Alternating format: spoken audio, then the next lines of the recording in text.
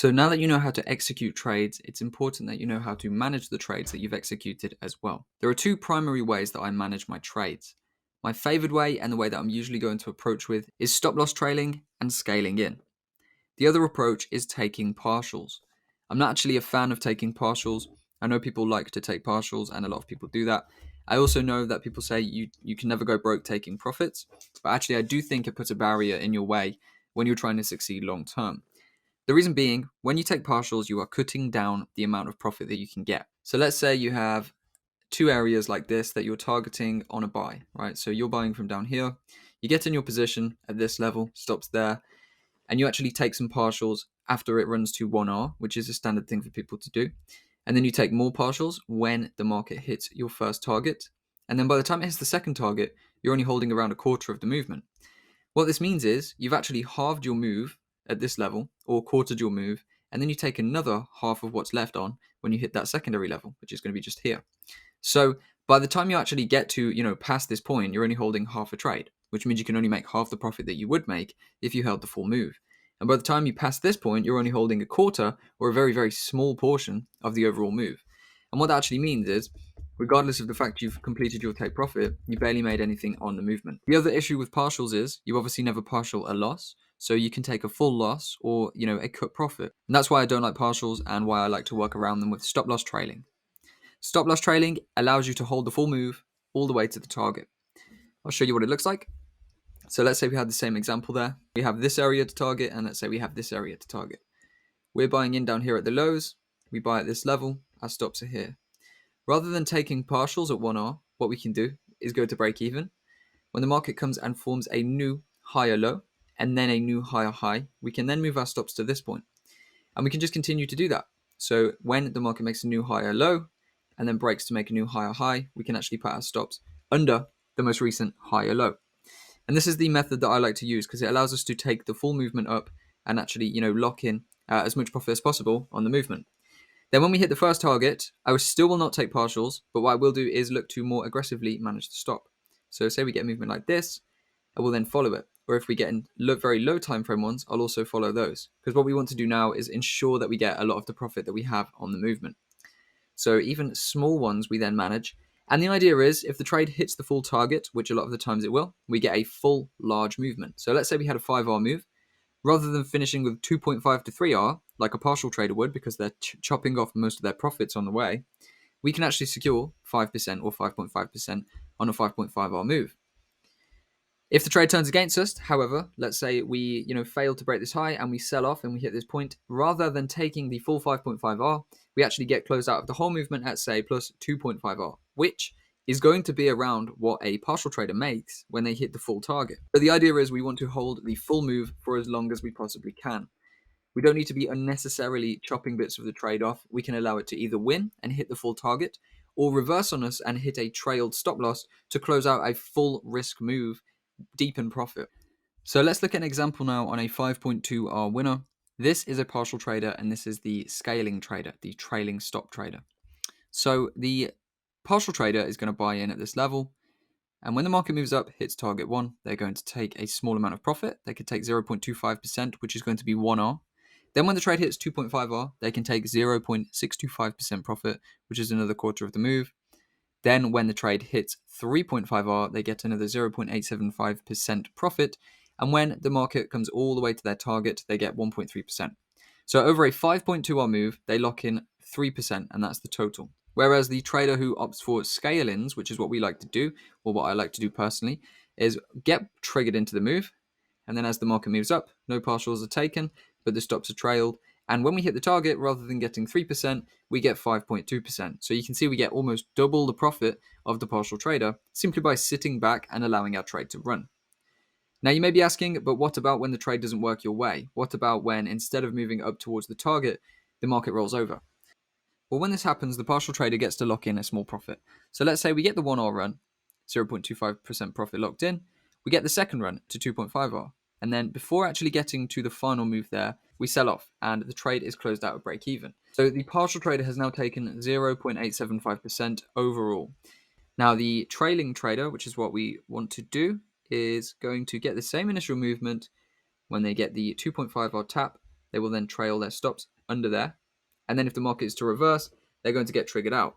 Now, what happens when they get triggered out? They get triggered out at a 2R profit, a 1.97R profit on the full movement, okay? And that is going to be a 1.97% winner, which, as you can see, is a lot larger than the 0.875% that the partial trader is going to be taking when his trade reverses on him all the way to break even. Now, you could argue that the partial trader would have also moved his stop under there, in which case he would have been closed out 0.5% of the move, so half of the move he had left at the 1.97R, let's call it, and that is going to be another around 0.9%. But we still make more by doing this than we do by doing this. Even though partial seems like a no-brainer because you get to take profits on the way, it cuts down your overall profit factor, and it also leaves you with less even when the trade reverses on you. So in most occasions, the best thing to do is actually to just let your trade run and opt for this trailing system because you're going to get better results from it. So now that I've showed you the difference between partials and trailing systems, I'm going to show them in action. Sometimes we do use partials, don't get me wrong.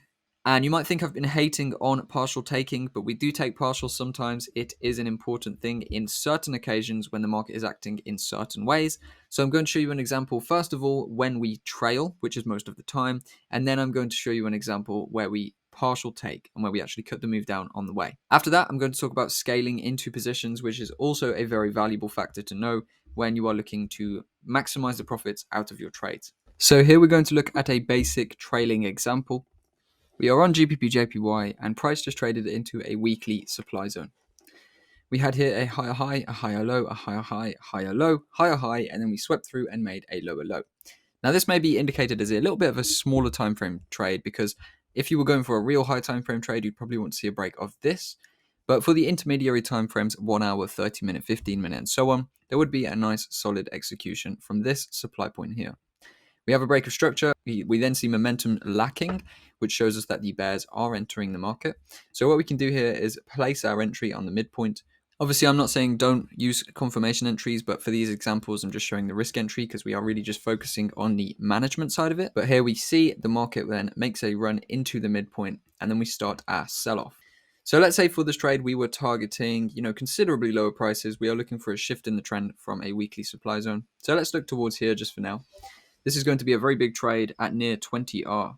And we see the market does sell off initially, gives us a nice rollover. And then we do get a break through the first structure point from our entry. So breaking through this first structure point, we can now go ahead and trail our stop loss to the previous high. So note what we said. We said we want to see a lower low form and then a lower high. So we've seen a lower low form now. And remember what we said, we want to see lower lows, then lower highs, and then lower lows. So if we get moved like this, we would then want to see this. And when we break that low, we can go ahead and trail the stop into profit. Because we formed a lower low, we can actually move our stop into break-even point. We could actually even move it to here, being logical about it, because this is obviously the area that then broke the structure. So by this point, your stop would either be at this level or at this level. And if we get a pullback and then a breakdown through that next low, we would then go ahead and shift our stops to the next level down. So here we've seen a big breakdown. We could actually then go ahead and move the stops to just above this level here or just above this level here. And then we can continue moving the trade down. And after that, we've actually seen then a push to the upside, which has taken out our trade at this level. Looking at this setup overall then, we have got a trade which has just closed out at 1 to 3. So thanks to our stop trailing system, we have now been closed out of this trade at 3R. But what we can do is continue running down. We saw the price did not come and fill all of that imbalance that we wanted to see. So we can continue on our way to our target. We have a 3R trade secured. And now what we can do is look for new reasons to enter. And if we get them, we can simply get back in. So we see here the market selling off. Well, we had this initial little break of structure, pushing us potentially down into a downtrend. If we could see a stronger sell-off, that would be good. We can see here, we just had quite a strong sell-off, which did indeed form a lower low on the higher time frame here. So what we could now do is look towards this area, which is the supply zone that broke structure, get our trade in there. Obviously, confirmation trades are also valid and also worthy. Stops above the zone, and we can then target down into that area that we want to trade into. So now we would approach the same way, and if the trade gets triggered in, we would simply ride it down and trail the stops as the trade tells us to. So here we are, we've been triggered into this movement. Now we can actually follow this low time frame structure. We see here, that's the next structure point. If we break that, we'll go break even. There we go. So now we can take the trade break even. And this is a good example of where we actually may take partials. When a trade is extremely impulsive, that is when we take partials. If we are getting a very strong market that's pushing down in one way and we cannot actually manage the stops very logically, then one of the best things we can do is actually take some of the movement off. And then that way, if it completes, we get a nice profit. But if it doesn't and it reverses quickly back on us, we've still locked something in. So you saw when we were moving down there, we had the slow sideways action where we could actually trail behind. So let's say we sell and we get movement like this. What this means we can do is actually trail the stop here, and then, if we get pullbacks again, we can then continue trailing the stop. And that is the ideal trading scenario, but that's not always going to be what we get. Sometimes we get triggered in, and then we get a very fast slam down like that. So we can go break even, but then where do we actually trail our stop? Now, we could just trail it randomly somewhere in there, but we may very well get a movement like this. So what we can actually do in the very impulsive instances, rather than trail the stops, we can just say, okay, let's say our target's here. We can take some profits here, and then we can let it do its thing. It may pull back, may stop us out, but it may also come back down and fulfill the target. So that's the second way that we approach trades, and not the most desirable way to approach trades, but definitely an effective way. If we have these slow impulses down, as shown, we can definitely trail behind that, and that's going to be what we like. But if instead we just get a very fast impulse down, we can go break even, take some partials on the way, and then let it run. If it turns back on us, we took the partials. Yes, we get a small profit, not a massive profit, but it allows us to hold the rest of the movement down if the trade does work out how we want it to. So let's have a look then in an example like this. We may want to take some partials now. Obviously, sometimes we can judge the low time frame price action. If we begin to see momentum die out like this, we could begin taking some partials. So let's say we take half of the move, and that is going to be a 4.2% profit. Well, 4.2R profit, which is going to be a 2.1% move. And from here, we can then just hold it break even and then let the trade do its thing. Could it turn out? Could it stop out? It doesn't matter because we will secure profits either way. So there we go. It looks like the target is going to be achieved in this instance. And as you can see, it was achieved for 7R. That is a 2.1% plus a 3.5%, and that is going to be a 5.6% profit on a 7R move. So as you can see, we don't miss out on a lot of the profits there. We actually do still get a very nice profit, even when the markets are very impulsive. So those are the two ways that I manage trades. Trailing is the most effective for me. It brings me the largest profits overall because it means that regardless of whether the market fulfills the target or not, I still get to take a full risk position. But partial taking should only happen when the market is very impulsive. Now, the benefit of actually following this rule, where we only want to partial take when the market's very impulsive, is that normally means the market has made a very large drive towards our targets. So say our target's here, by the time we're taking partials, we're pretty far in. So just like this GJ one we just looked at, where we ended up taking partials here, we're already around 4.2R out of a 7R move. So we're pretty much already there. Okay, we're 2/3 of the way there, and we take some of the path, and we take some of the profits, and then we see how the rest plays out. Obviously, this is not favorable, and sure, you could have just gone break even and held this out, but when we do have very impulsive market conditions like what we just saw, sometimes it's best to take a little bit of profit off the table because we do get rebounds, rebounds in the market where we get a big push down and then a big push back up. So that is the stop loss trailing process. Now, the other thing is the scale-ins. You can actually scale into movements as the market runs down, and I'm going to show you how to do that now. With the trailing system, not only can we trail stop losses, but we can also scale in positions. So we get into our first position, and then when the market gives us opportunities to, we can scale into secondary positions. Now, after teaching this method to a few students, I've actually seen a student collect a 16R scale in, which means the initial move was 5R, 5 times your risk, but they caught a scale in at 16R. Now, that's just one of many, but I think to date, that is the biggest one that I've seen. So the potential is there, and I'm sure that you will also master this skill if you actually just watch this video. If you watch this video deeply, make some notes, backtest it, and then of course, come over to me in the community and I'll help you put it into action. So GBP/JPY, just to show an example here, we are on the 2-hour time frame, following on from what we were just talking about. The initial shorts from here, stopped out here in profit. The secondary shorts got on from this supply zone after we got a break of structure. So that's just something a little like this. We have that initial position on. But what we can do now is actually look to add to this position when the market tells us that that's a good thing to do. So the first thing we want to do is actually see a break of structure. We always want to see a break of structure to confirm a scale in because we need to make sure the trend is intact. So we would never scale in from this point if this low didn't break. Because what that tells us this actually could be is a lower low, lower high, but then a higher low and a higher high. So to scale in effectively, we always need to see the trend continue. What would signify that? A break of this low. So when we get a break of structure like this, we can begin identifying a potential place to put on some secondary shorts, okay? So what we've got here is this area in the highs, which was the zone that broke structure, and then there's also this area as well. But I would actually look towards this area because it's the zone that broke structure. I believe I've said that quite a few times already, but the zone that broke structure is often the one we want to focus on. So what I'm going to do here is go to the hourly time frame, just so we can get a more refined view of that supply area. Put the supply zone tool over that area there, the final candle before the impulse down, and also the zone that broke the structure. And what we could then do is go ahead and drop an order on this area. We're on the hourly, so we can go for the midpoint, and then we can stretch that out to our swing target.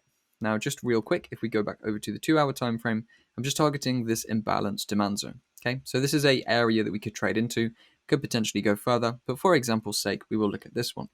Now that gives us a 22R potential winner here, which is absolutely huge, and potentially now another 13R position. I'm not saying you're always going to get massive risk reward. Trading isn't always like that. Sometimes your scale in could just be another, 5R on top of what you've got. Your initial position maybe 4R, 5R, 6R, 7R.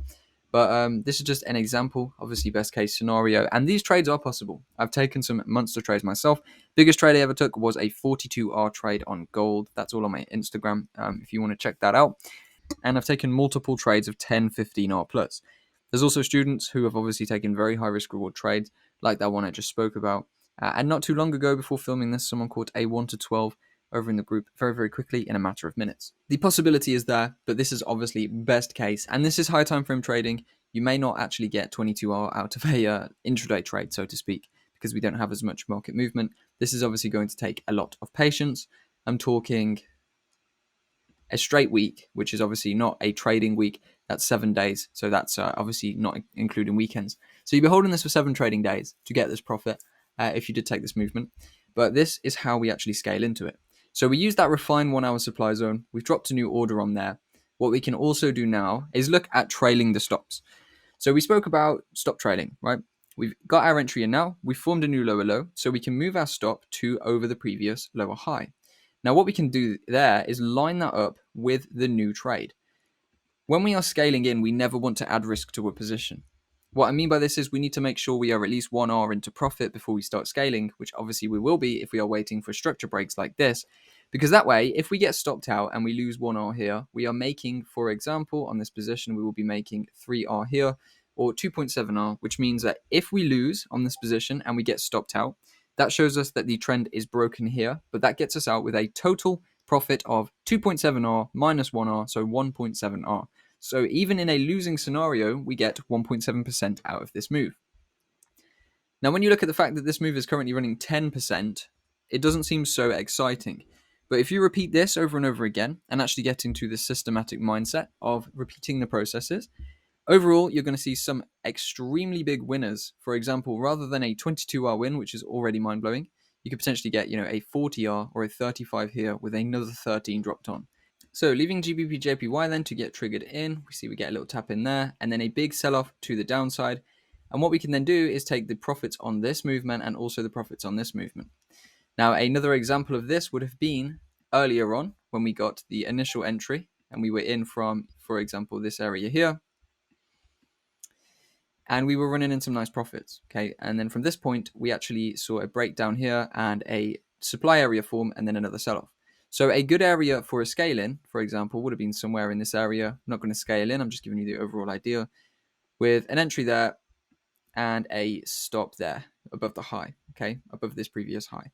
As you can see, this trade would have been a losing one. So we would have lost 1% here. And on the flip side, we would have actually gained 1.64% on this move. So while we lose 1R, we win 1.64R, and that's going to bring us out above break even at around 0.65% profit. So that's what happened when a scale-in does not work, but when a scale-in does work, and you can pull a huge, huge move out of it like we just saw here, that is when they become very valuable. So to recap then, there are 2 different ways to manage trades with stop losses. We are either looking at the stop trailing system, where we enter a trade and then we trail our stop losses under the higher lows as the market moves, or in a selling opportunity, we scale out stops. Or in a selling opportunity, we trail our stops over the lower highs. The other option that we have is the partial taking. We opt to not partial take as much as we can, but sometimes when we get a fast impulsive move like this, it's going to be difficult to actually trail our stops, so we may opt to take some profits there.